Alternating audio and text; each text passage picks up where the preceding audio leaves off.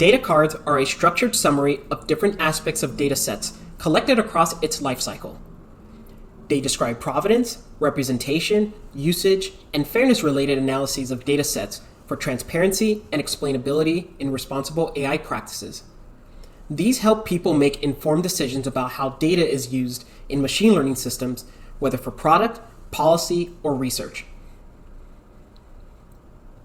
Over the past 2 years, we worked with 12 teams, deployed 22 data cards, and ran workshops with stakeholders from across the dataset lifecycle to iteratively inform our design. As a result, we created a generative framework for transparency reporting that is principally designed to be flexible, modular, extensible, accessible, and importantly, context agnostic. This speaks to the needs of workflows that produce and maintain data. Data cards present information at multiple levels of abstraction. At the highest levels, we capture lexical attributes needed for discovery and use in large repositories.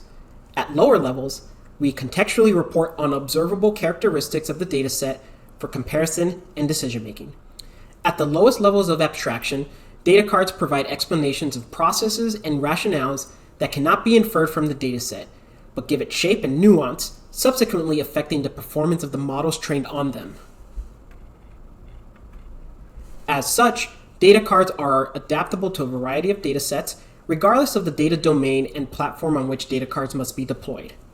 In our paper, we introduce data cards and detail our underlying principles and objectives. We introduce a topology of stakeholders, our approach to design, content, and evaluation, along with scaffolding frameworks for the fact community. Finally, we present the experiences of 2 teams that created data cards and summarize the lessons learned.